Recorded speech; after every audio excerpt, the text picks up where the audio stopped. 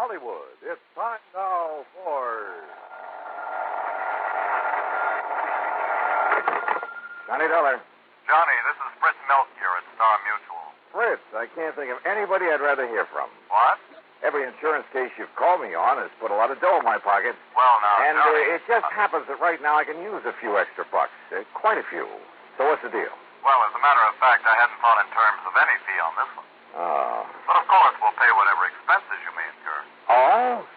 You trust me with my expense account, Fritz? Are you kidding? Of course not. Okay, then, now that we understand each other, what's the problem? Or rather, who's the problem? John Wakefield Edwards. Ever hear of him? No, I can't say that I have. Retired businessman. Leather goods, I think it was. He lives just outside of Albany, New York. So what's happened to him? Well, nothing that I know of. But he has a lot of insurance with it, including a straight life policy worth $155,000. How old is he, Fritz? In his late 60s. Married? His wife died, 3 or 4 years ago. Then who's the beneficiary? His adopted daughter, Marilyn. And how old is she? In her late 20s. She's a very attractive girl, I understand. Then who cares about a fee? Fritz, I'll take the assignment. Easy, Johnny. You probably won't even see her. Oh, why not? But she lives and works over in Troy. Well, what's happening to the old man? Well, he called me a few minutes ago and asked, or rather demanded, that I send you over to see him immediately. Yeah, why? He wouldn't say. What he did say, though, just before he hung up, is that under no circumstances are you to let her know that you're coming. Meaning Marilyn? I would assume so. I wonder. So do I, Johnny. So if I were you, I'd hop on over there. Tonight? Well, first thing in the morning? Okay, Fritz, we'll do.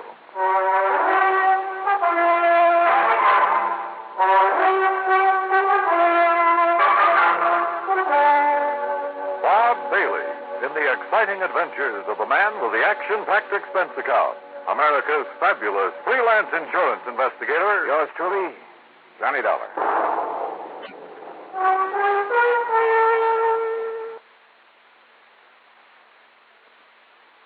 And now, Act One of yours truly, Johnny Dollar.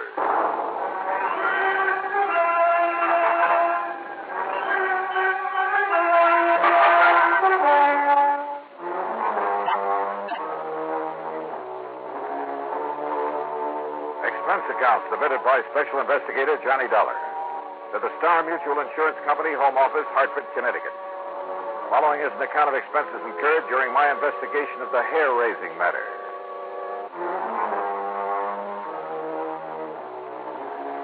When a beautiful girl and a fortune are involved, well, instead of waiting until morning, I got out my car and drove over to Albany.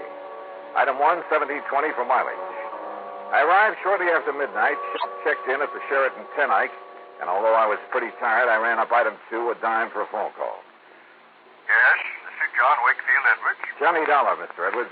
Well, why do you waste your time and money calling me? I told Fritz Melcher to send you up here. I'm right here in Albany, sir. Oh, good. Do you want me to come out and see you right away? It's pretty late. No, first thing in the morning will be all right. I'm sure nothing will happen before then. Nothing will happen. I'll expect you to have breakfast with me. I beg you. What was that? I said be here at breakfast. 7:30 sharp. Oh, okay. But now, just what did you mean about nothing will happen? I'll tell you about it in the morning. Goodbye, Mr. Dollar. Well, now, wait a minute. Look. You're the boss.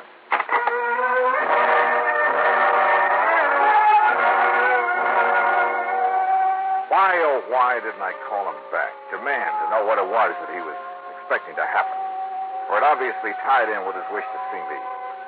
But I guess I was tired after the long drive, and he seemed to think the morning was time enough. So I hit the sack. Early in the morning, some coffee sent up to my room, and then the hotel bill came to $9 even. That's item 3. And by 25 minutes after 7, I swung onto the long, winding drive that led up to the front of the Edwards mansion. It was in a wealthy residential section, a couple of miles north of the city proper, and sat in the middle of what must have been a full acre of beautiful trees and gardens. As I approached the house, I noticed a car parked out front, a sleek, new little sports job. The door was open, and the good-looking chick got out of it and was just about to climb in. As I pulled her up to a stop, she stood there looking at me questioningly.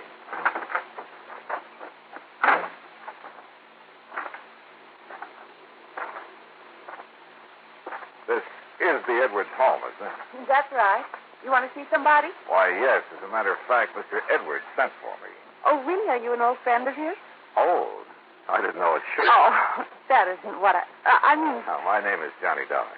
John... Insurance detective or investigator or whatever you call it. Yeah, something like that. Well, hi. I'm Marilyn Edwards. Well, hi. I should have guessed he'd send for someone like you, Johnny. Come on in. Why do you say that, Marilyn? Well, Daddy seemed to be worried about something lately. You know what? No, at least I'm not sure. That's why I thought I'd stop by this morning before going to work. Oh, I thought you were just leaving. No, I just got here. Just before you arrived. What do you do for a living? Don't laugh. I'm a model. Oh. And stop raising your eyebrows. After all, somebody has to pose for those ads for dishpan hands. Oh, sure. Shall we go in and see Daddy? That is, if he's up. Well, he'd better be. I have a breakfast date with him at 7:30, and it's now exactly 7:31. Then we better go in.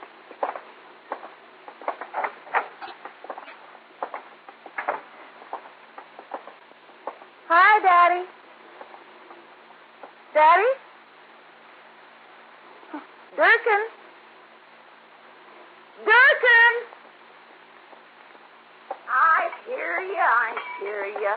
Your foster father hasn't come down yet. Johnny, this is Durkin, Daddy's housekeeper. Now, what is breakfast prompt at 7:30, and I ring the bell, and he don't come down for it. Durkin, stop it. Stop it! There now. That's the third time. Third time? Daddy, not punctual? I think I better go up and see. I'll go with you. I heard his alarm clock go off 3/4 of an hour ago, so there's just no...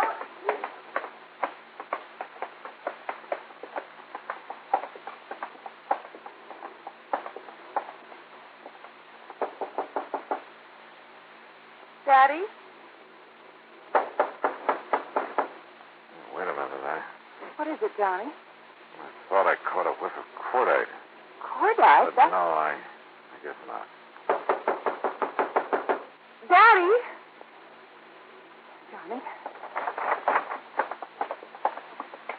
Johnny! Oh, no! I'm afraid so, Marilyn. He's dead.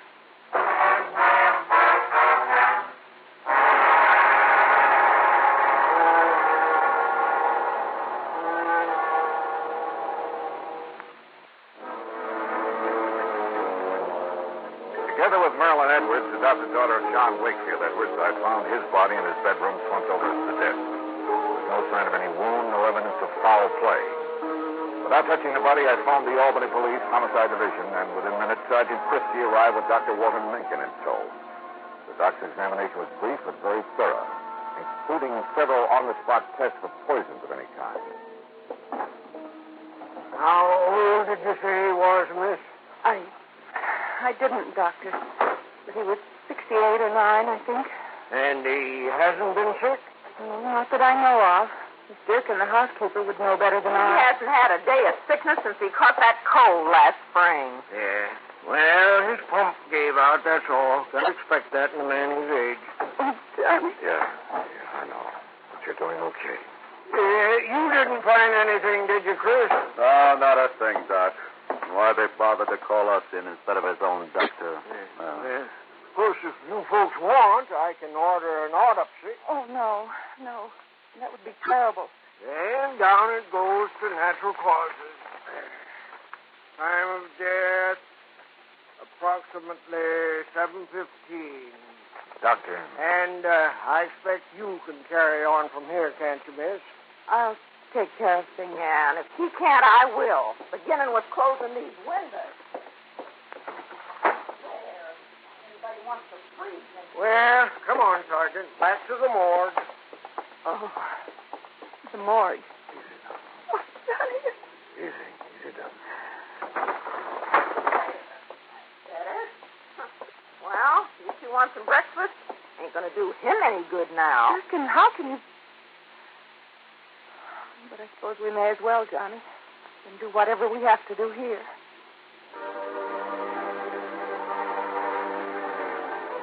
There was something mighty wrong here, yet I couldn't put my finger on it. Had I really caught the smell of cordite before we entered that room? It was too late to tell now, even with the windows closed. Those windows. It was a cold morning. Had he left them open while he dressed? Marilyn, heir to his big insurance policy. Had she really just arrived when I got there? If the housekeeper, Durkin, had been in the kitchen making breakfast, it would have been easy for someone to sneak in and... But who? And why? And what about Durkin? Now, wait a minute. The police medic said death due to natural causes. No poison, no wounds of any kind. So that's that. The undertaker must have been hungry for business because he got there before noon and took the body away. Meantime, of course, I'd questioned both Durkin and Marilyn pretty thoroughly. Enemy? Oh, no, Johnny. Daddy didn't have... Johnny, you keep talking as though you think he might have been murdered. Does anyone beside you benefit from his death, Marilyn? That's a horrid thing to say. I do. Durkin, what are you doing snooping around this way? Well, it's as much my affair as yours now that Mr. Edwards is gone. What do you mean by that, Durkin? I mean the money he left me in his will. And the codicil in his will, it says Marilyn's got to share the insurance with me if she collects. Durkin. What do you mean by that? Oh, everybody knows her and her father, her foster father, ain't been getting along too good ever since she decided to get out and earn her own living, or tried to. I've been getting along all right. Oh, sure. And all the attention you've been giving your dear daddy these last couple of years. Why, today's the first time you've been in this house, and... That doesn't mean that Daddy and I haven't... Durkin, we wish to be left alone.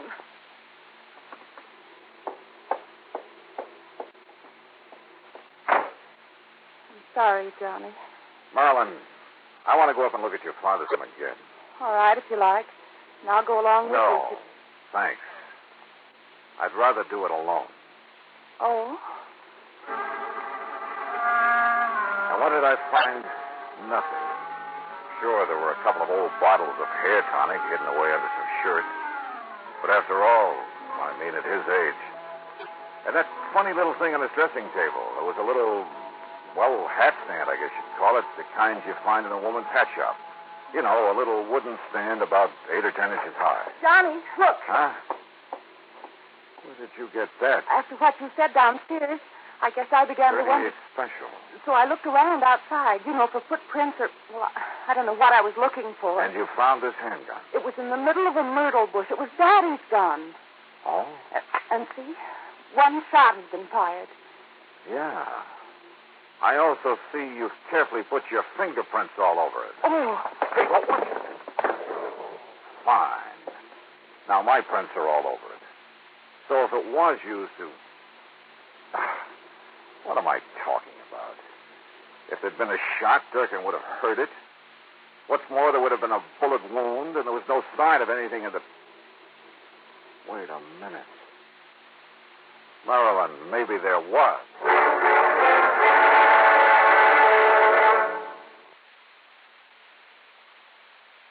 News 6 roll.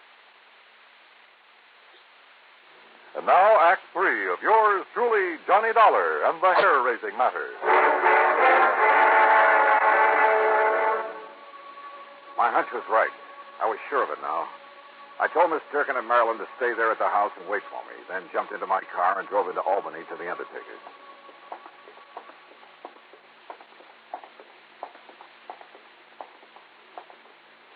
Here we are, Mr. Dollar. The embalming room is right here. Though I must confess we haven't had opportunity to prepare Mr. Edwards' body yet. Good. We've been rather rushed all day. Yeah, sure. Now, where is he? Right over. Here we are. Was he a relative of yours? No. Just... Wait a minute. What are you doing? Just, trying to make sure that a crazy hunch I had is... Look here now. Are you trying to pull his hair out? No. Off. What? I think. Now, look here, young man. Look. You see what I'm trying to do here? What? Yeah. Good heavens, I can't believe it. We would never have noticed it. I don't think anybody would have. But it's a hairpiece, all right. Just big enough to cover a small bald spot. It matches the rest of his hair so perfectly. Hey, you got some kind of a solvent? I don't want to have to rip it off. Why, yes, I think we have. To be here somewhere. Sure, those old bottles of hair tonic. Probably hadn't used them in years. But that little wooden stand, sure, he parked his wig on it. What did he say? And probably nobody knew that he wore it except himself. And somebody very close to him. Here, Mr. Dollar. Here, this will remove the toupee without damaging it. Yeah, good. But I don't understand why you want to take it.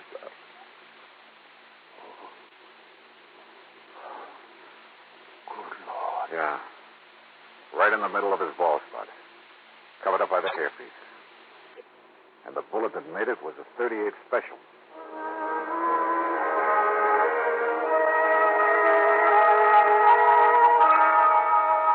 Marilyn, you say you didn't get here this morning until I did. Yes, Johnny? You're sure? Yes, Johnny. Run up to his room again.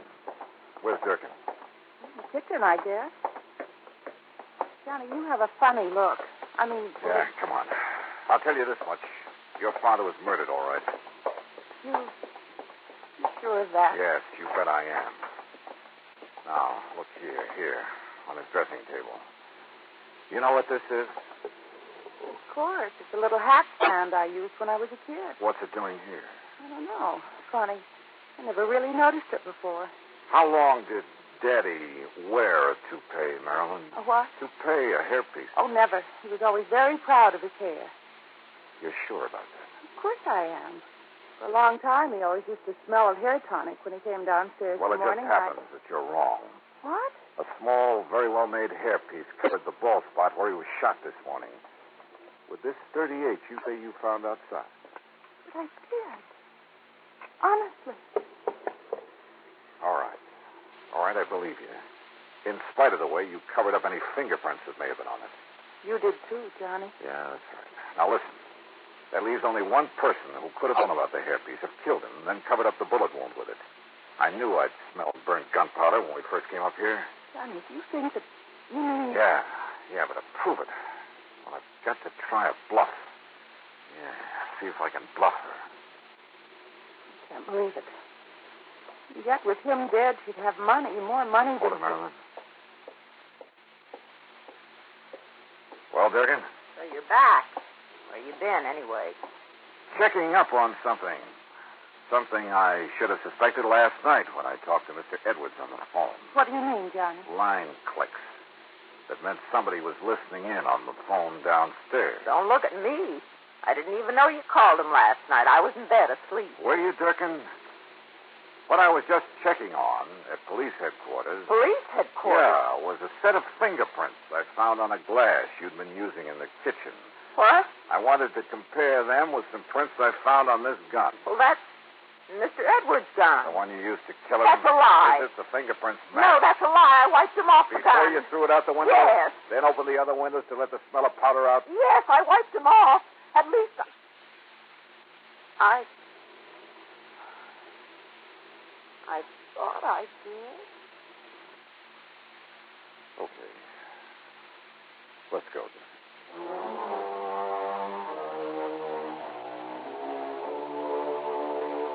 Don't worry. There'll be no part of the insurance or any other money for Durkin. The courts will take care of that. And probably with vengeance. As for Marilyn, well, you know something? There's a gal I think I'd like to see again. And I don't mean because of her fortune. Expense account total, including all the mileage on my car, $47.50. Yours truly, Johnny Dollar.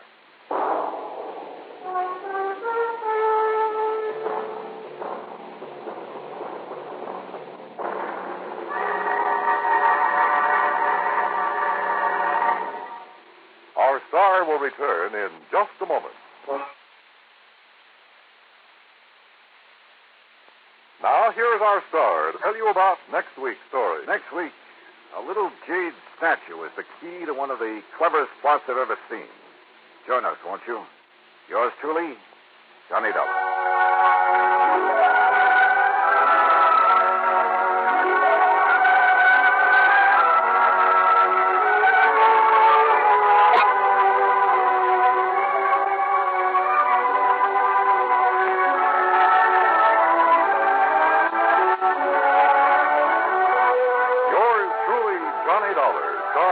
Bob Bailey originates in Hollywood and is written, produced, and directed by Jack Johnstone. Heard in our cast were Virginia Gregg, Shirley Mitchell, Jack Edwards, Ralph Moody, Junior Matthews, and Parley Bear. Be sure to join us next week, same time and station, for another exciting story of yours truly, Johnny Dollar. This is Dan Cumberly speaking.